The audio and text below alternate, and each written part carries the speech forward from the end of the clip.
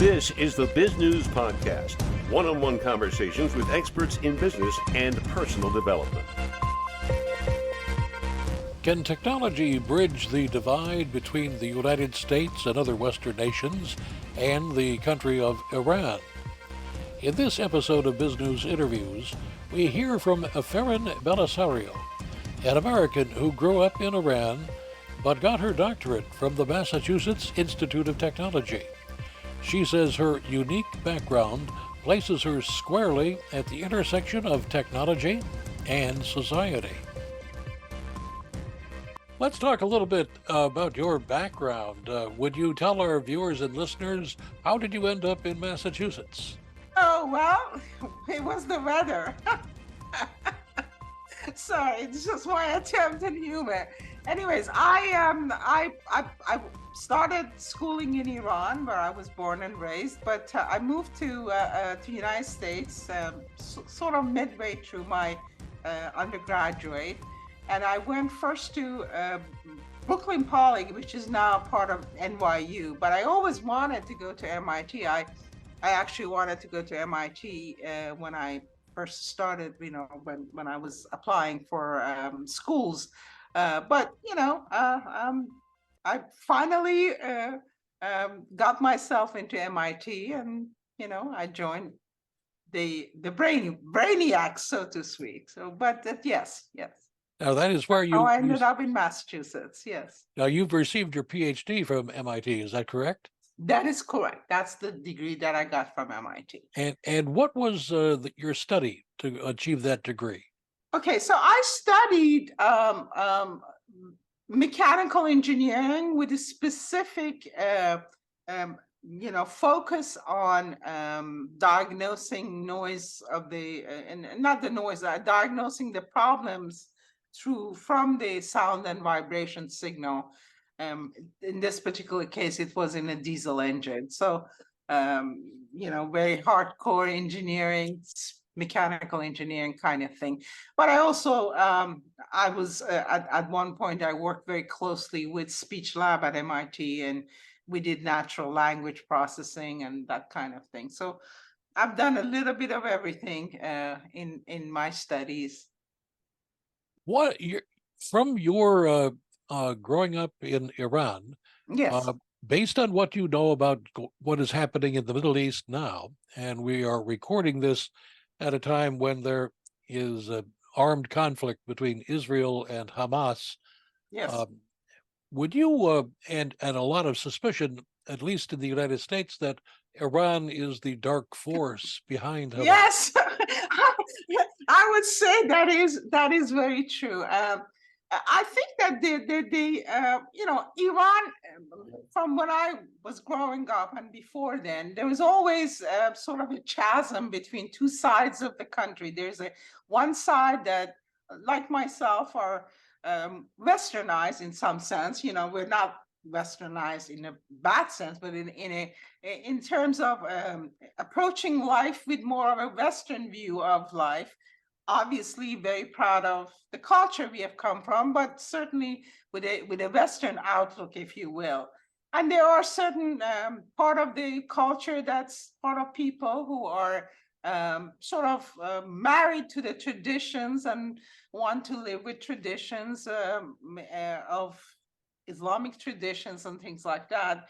And therefore, there had always been this chasm, and you can see it today with mullahs trying to put women under the chador, under the veil, under the chador, and women, resisting that. But yes, mullahs are definitely in the Islamic revolution always wanted to sort of looking at Israel as an implant of English and American sort of colonialism, and so yes, there is definitely that animosity towards Israel, and so I wouldn't be surprised if this was definitely, but there's also the element of Islamic Republic sort of this is for the internal consumption as well as external. So, for Islamic Republic, they they make themselves look very benevolent to people. Oh, we love these people. We want to take care of Palestinians, and we care about them. So I think that's the posture that they are trying to achieve. And unfortunately, many people, both Israelis and Palestinians, have died and have, atrocities have been committed and things like that. So it's unfortunate, but I do think that Iranian Islamic regime does had definitely a role in it. From your perspective, sitting in Boston, reading the Yes, newspaper, watching the news, what sure. would you suggest to American leaders to help solve the overall long-term differences between Iran and the United States, for example? Well, it's a hard thing to say. I personally believe that as bad as they are, and as much as I have voted with my feet, I left. But I think it's still American. As an American, I believe that America has to speak with Iranian regime. I mean, there are a lot of regimes that we don't like. We don't particularly, I mean, even Turkey, Erdogan, Mr. Erdogan, is not exactly the democratic face that we want to see. In Saudi Arabia, in many countries in the world, we have dictators, which are not good, but we have to see what is best for America. And I think for best for America would be to talk, because when we don't talk, then there is nothing, there's nothing to talk about it. But that's my personal view of, just basically because I think that even a small amount of relationship, as much as we don't like them and as much as they don't like us, still is a better posture than no conversation, no interaction, no nothing. So I think that we'd be better off to have some relationship, even if it is an arm's length kind of relationship with the country. With your background in technology, do you see Yes. anything coming out of that part of knowledge that might solve the problem? Well, definitely there's at least before the COVID, before this past few years we have had many turmoils in America and in there. There was a lot of scientific interaction. I mean, we had at MIT, we had a lot of students who came from Iran, and not these are not political students. These are Iranians who want to study here, but studying here, opening the door to them, there's always a possibility of opening their eyes, and they have been very kind and they've been very nice. Some of them went back, so many of them didn't. But I think scientific and technological interaction is always good, and especially more on the side of science, because that's sort of like technology can be used at anything. We have problems with technology using in a bad way and in a non-friendly way, but certainly in terms of science, collaboration are good. But Iran, for example, has huge problems in climate. There are lakes. There's an Urumia Lake. There's a huge salt lake that is all dried up now. There's no water in it because it's been overused and overdammed and things like that. So certainly there, and I understand that there has to be both sides who want to do that, but there are projects like that maybe potentially can be beneficial for both sides, and they can engage in that and help the earth at the same time. But Would I know that politics is not this easy. I wish it was actually a technical problem, because we could solve that. We have a lot of very good engineers and scientists in this country that can solve that problem. Would you go back to Iran, taking your message with you now? No, for one thing, it's kind of dangerous. Even though I'm an old person, nobody would want But I mean, people my age and older have been trapped in Iran, and you know, I mean, unless there's some kind of uh, assurance from standpoint of the Iranian regime that people like myself, I mean, again, maybe 10 years ago, things are going back and forth, up and down in Iran. And maybe 10, 15 years ago, it would have been easier for Iranian to go and visit and spend time there. But it's as the dual citizens, or, Americans like myself, it's kind of difficult to go back. Now, we need to change the subject a little bit because you have just published a book, but not a textbook or scientific book, a book of fiction. Tell Yes, our it audience a hasn't little been bit about it. published yet. It will be published in spring. So I like to come back then again. But yes, I am. I wrote a book which is in the mechanical process of, the cover design and I don't know, line edit and things like that. But yes. Why did you write it? Couple of things. Well, one of them is that I'm a curious person. I always wrote in my life. I started writing. I don't know, when I was in elementary school. I wrote professionally in Iran, but you work in this country in America, and the work is consuming. Takes up your mental energy, and throughout my career, I had. I worked hard, but I also had like a young family to take care of. So when as things changed in my life and my kids grow up and whatever, I had a little bit of time. So I've always wanted to kind of look and see what happened in Iran happened, because when I was growing up, as I said, yeah, sure, we understood that part of the culture was more Western oriented, part of the culture was more traditional. But I never thought that we could see this kind of blowing up, because that's what happened. Things changed the way they did. So I kind of looked into history a bit, and I spent time and things like, and then looked at how technology came to Iran, how with technology, basically Iran had to modernize, because Iran in the 19th century and before, of course we had Shah Abbas and things like that, a glorious history and whatever.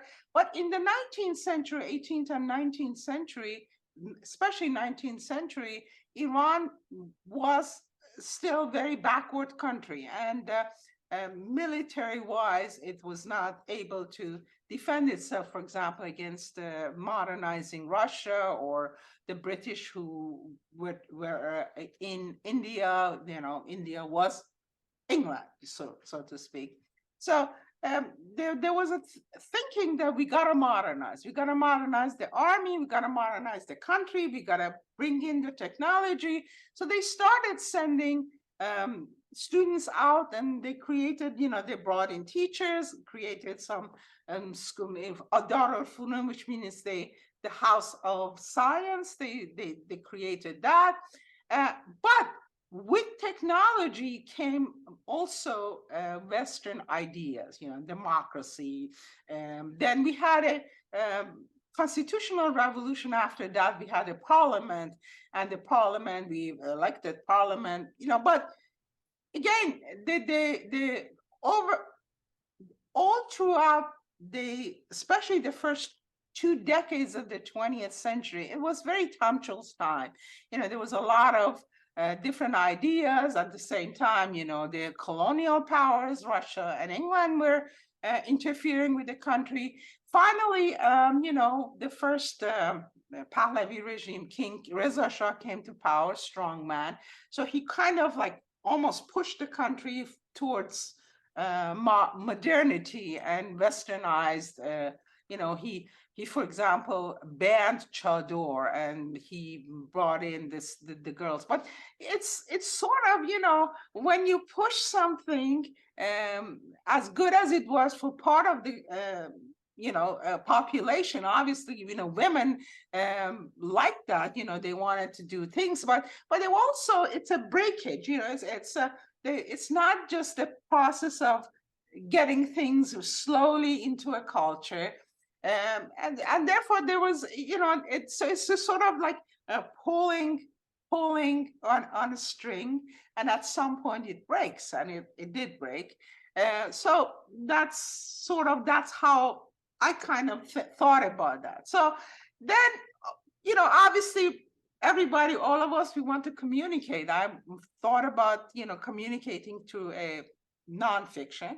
But people don't particularly like to read about history of another country or whatever. So I kind of thought about, okay, so maybe I can write a story. And I'm a storyteller. I always have been a storyteller. I'm a storyteller where I talk about smartphones, because, you can tell them what it does, what good it can do, what's the story. So I started thinking about story, and then the story came to me. As I said, from the moment I started writing until the story was written, it just came to me. I mean, I got up early in the morning and I wanted to write, and I wrote and wrote and wrote.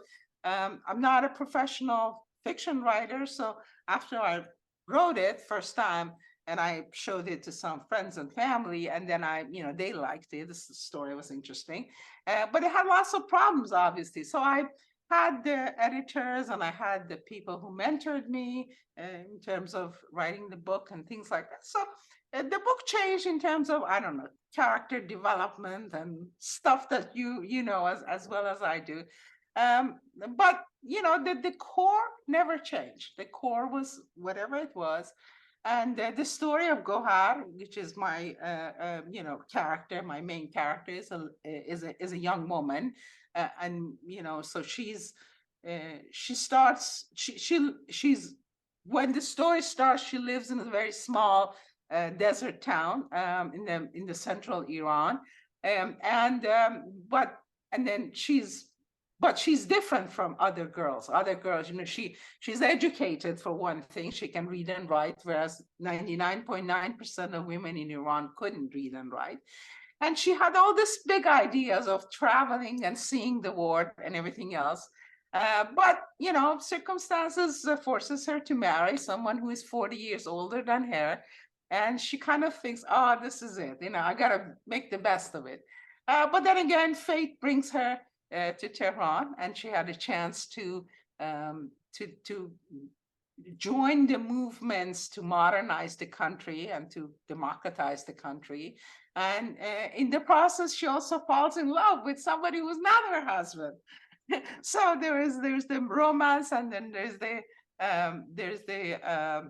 that, and then there's, of course, and then aligning with the history is the fact that the Russians took over Iran in 1911, or attacked northern Iran, took over northern Iran.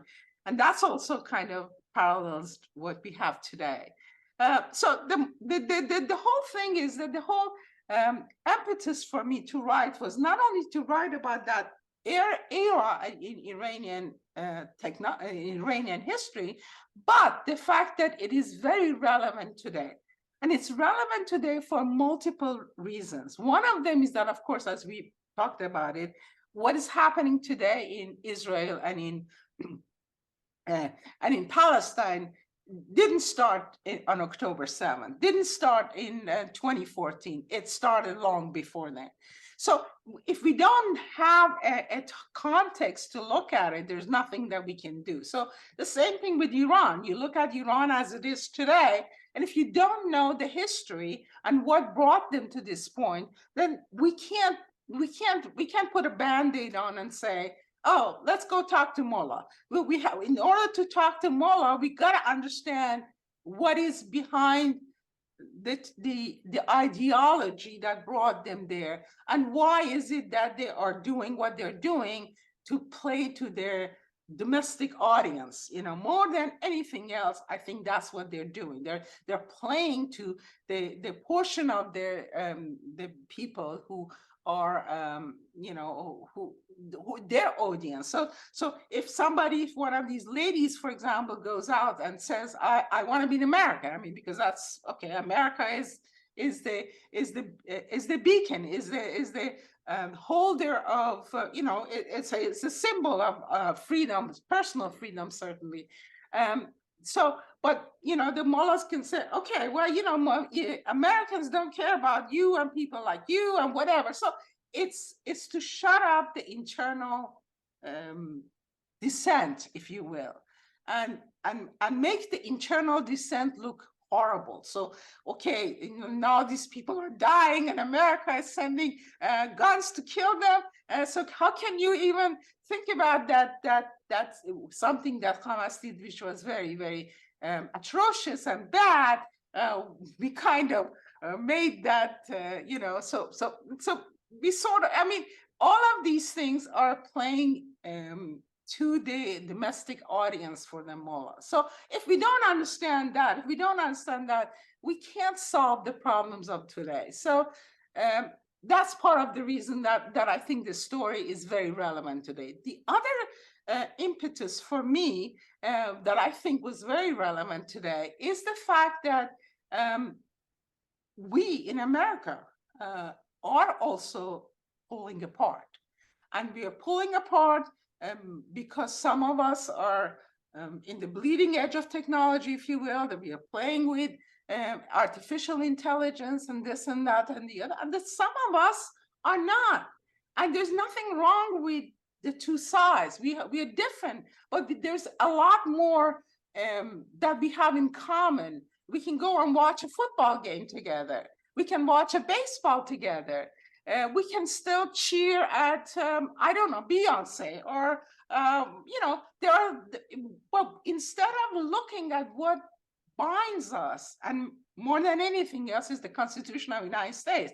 This is the country this is the ideas that bind us. It's not, America is more than just a physical country. It's an idea. And the idea is, to me, to a person who had made the choice of being here, I can be anywhere in the world, but I'm here, and I believe in it, and I want to see people to see that there are a lot of things that binds us, and if we don't pay attention, then it will then we're going to be disintegrating, and that's really, really, really bad.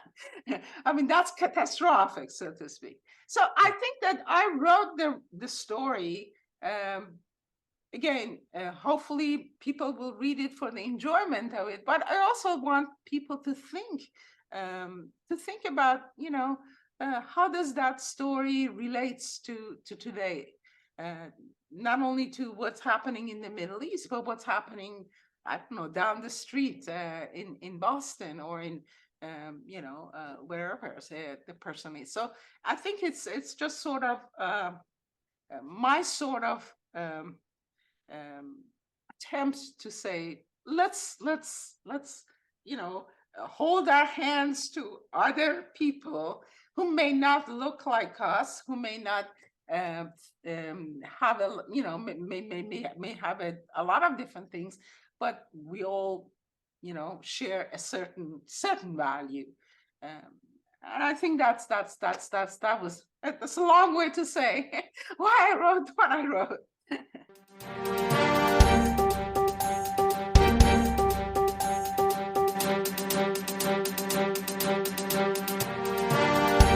You've been listening to the Bizgnus Podcast. We welcome your input. Send your email to editor@bizgnus.com. That's BIZGNUS.com. Thanks for listening.